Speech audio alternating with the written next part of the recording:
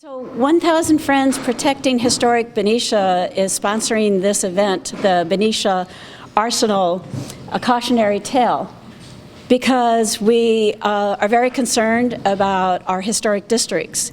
And I'm just so thrilled with a panel that we'll have today that's going to be moderated by our former Mayor Jerry Hayes. And so I will now introduce our first speaker, Mr. Stephen Getz. He has resided in Benicia since 1986 and is active in a number of community groups, including the Benicia Arsenal Park Task Force, which was formed 2 years ago around a vision to create a park in the Benicia Arsenal Historic District that will promote an appreciation of the historic treasure and provide opportunities for recreation and heritage tourism. He will begin the program by setting the stage for this cautionary tale about the Benicia Arsenal by describing the city's current plans to transform the historic district into a residential neighborhood. Steve Getz. Thank you, Jerry. And so yes, I'm setting the stage for the next two speakers. I'll be describing the historic assets that we're concerned about and how they would be impacted by the City Council's recent decision to transform the historic district into a residential community. We'll start with a description of those historical assets. The area in the black boundary is the Arsenal Park Historic District, as defined by the City of Benicia. The area in gray, or the four areas in gray, are the historic district as described by the National Park Service when they registered the Benicia Arsenal on the National Register of Historic Places. The federal government has certain criteria for the establishment of historic districts, different from the cities. They could not justify including the entire territory that the city included in the historic district. They instead defined 4 sub-districts that constitute the Benicia Arsenal Historic District on the National Register. The first sub-district is Sub-District A at the top. It includes the Benicia Historical Museum. By the way, the black rectangles in the shaded areas are historic structures. The next sub-district was historic Sub-District B. It includes the Benicia Army Post Cemetery, the first military cemetery on the Pacific Coast, as well as the Benicia Army Hospital, the first military hospital on the Pacific Coast. The next historic sub-district is Sub-District C. That's the location we're in. It includes the clock tower. It includes Officers Road. It also includes 2 structures south of Officers Road, south of Adams Street.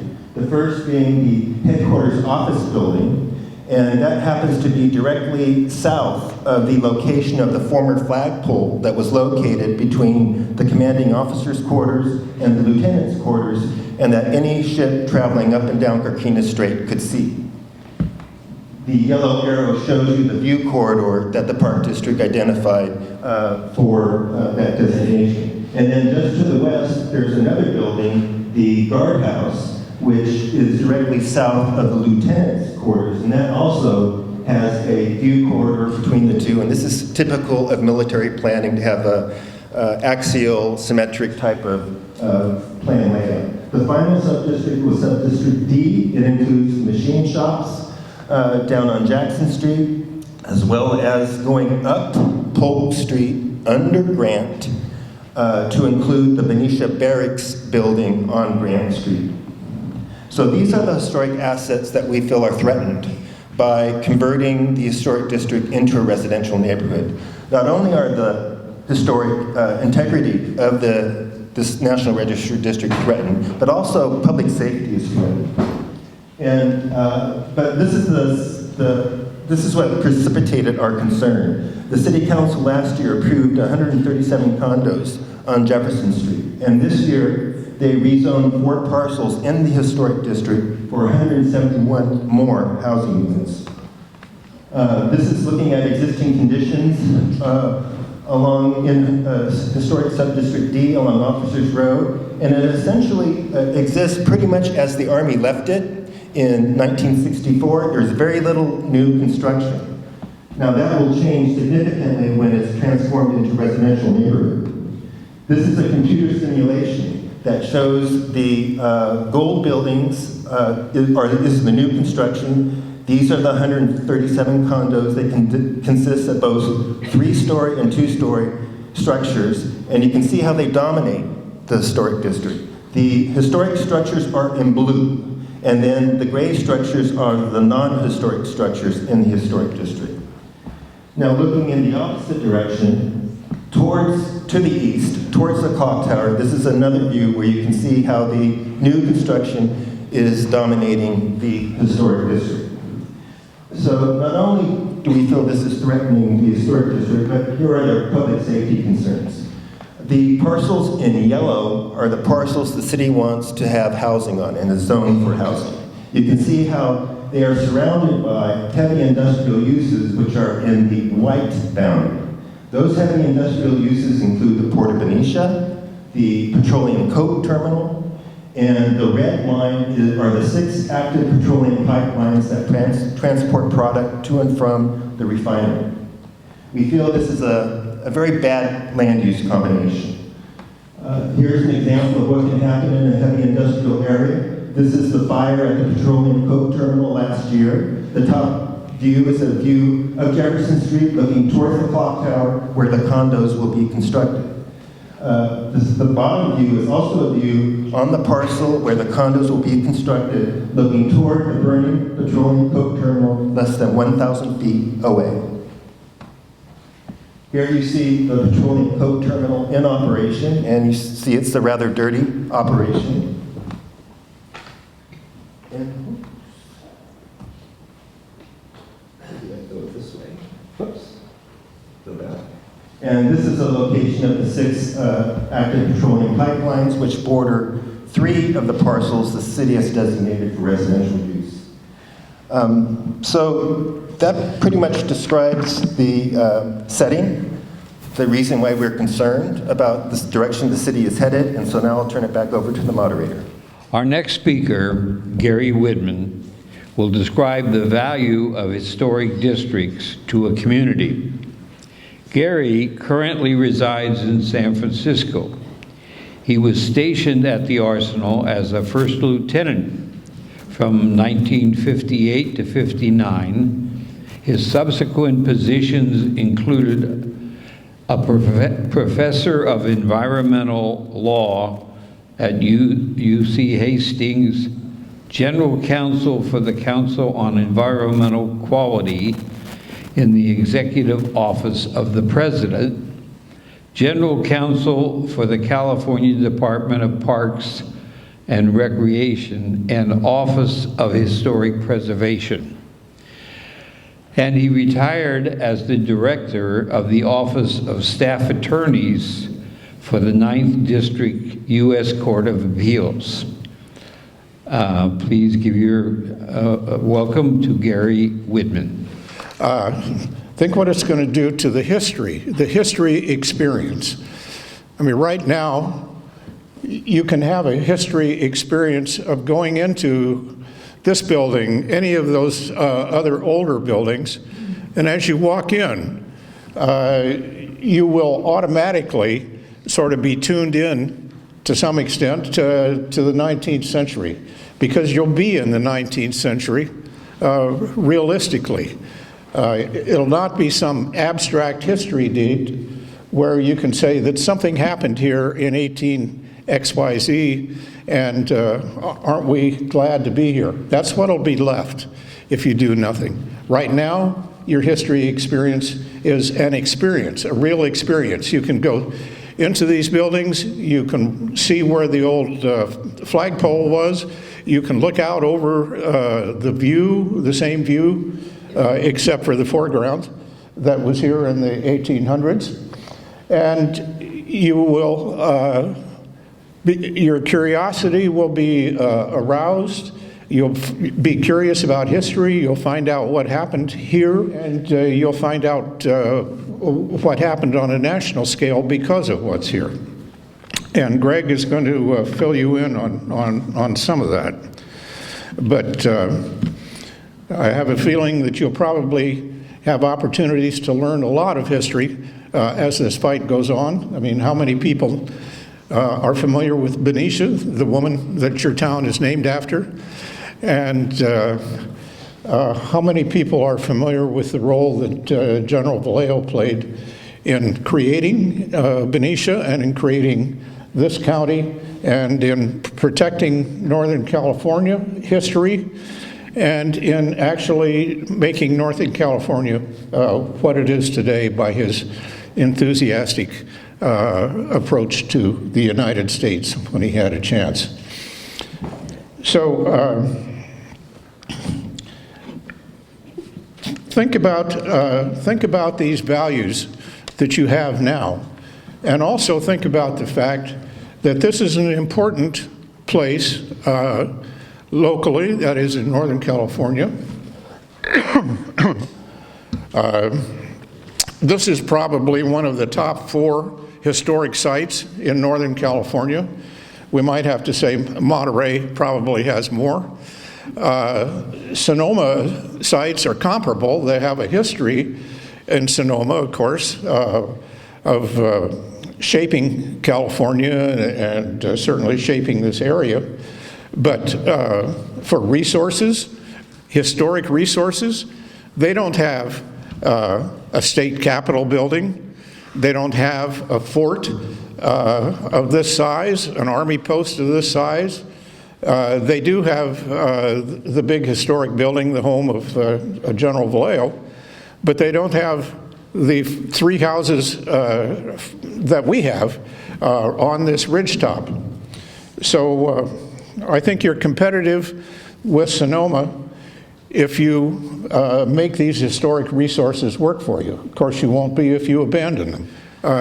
You have the start of a sort of a 19th century commercial segment here. You have historic buildings as hotels, historic buildings as restaurants, and people can come and have a 19th century experience here if you make it available to them, if you preserve it. So in the long run, history attracts people, and as a result, in the long run, your properties will very likely be worth much more than they would be without the history in this town, without these historic districts that we're in. And at the same time, the cost to the city of serving an additional 300 and some units that are laid out here, you can just start to think how many streets will need to be widened, how many schoolrooms need to be added, how many teachers need to be added, how many police, fire. All this comes at a great cost, and it comes really at the expense of the long-term residents. The people who are just moving in haven't had a chance to pay for it. That money comes out of funds that come from people who are here over the long term. So with that, I just pass on the thought that the marks of a community, the reputation of a community is made by what it preserves, not by what it destroys. And keep that in mind as you look at this and listen to the speakers today. Our next speaker, Gregory Tillis, will describe how important the Benicia Arsenal was to California and the nation during the 19th century. Gregory Tillis is a resident of Nevada City, former resident of Benicia, and a former professor of history at Diablo Valley College. and a former board member and historian of the Benicia Historical Society. He was a 32-year resident of an 1870 non-commissioned officer's home on Jefferson Street, which is one of the houses that will be on the tour after this program. Please welcome Gregory Tillis. This is a copy of a very significant document for Benicia, certainly for the Benicia Arsenal, and really for the United States of America. This document was written by President Abraham Lincoln in October of 1862. It is an executive order. Abraham Lincoln, of course, as Commander-in-Chief of the Armed Forces during the great crisis, probably the greatest, not even arguably, the greatest crisis in American history, the Civil War, did a number of very significant things in the early stages of the Civil War. The war broke out in April of 1861. Of course, with most wars in history, most people thought, no, this isn't going to last that long. There'll be some sort of resolution, and we'll go back to normal. Of course, that didn't happen. And the Civil War by 1862 was devolving into the worst of all possible wars, and that is a stalemate, a war of attrition, where both sides sustain heavy casualties, but neither side appears to be gaining the advantage or the initiative. I dare say we may have some parallel to that going on right now in Ukraine. But anyway, the crisis deepened in 1862. One of Lincoln's highest priorities, of course, his highest priority was to preserve the Union.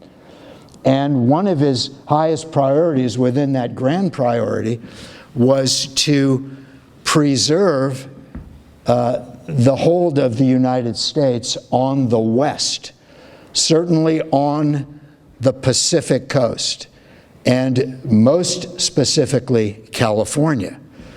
And that provides a lot of the historical context backdrop for this document.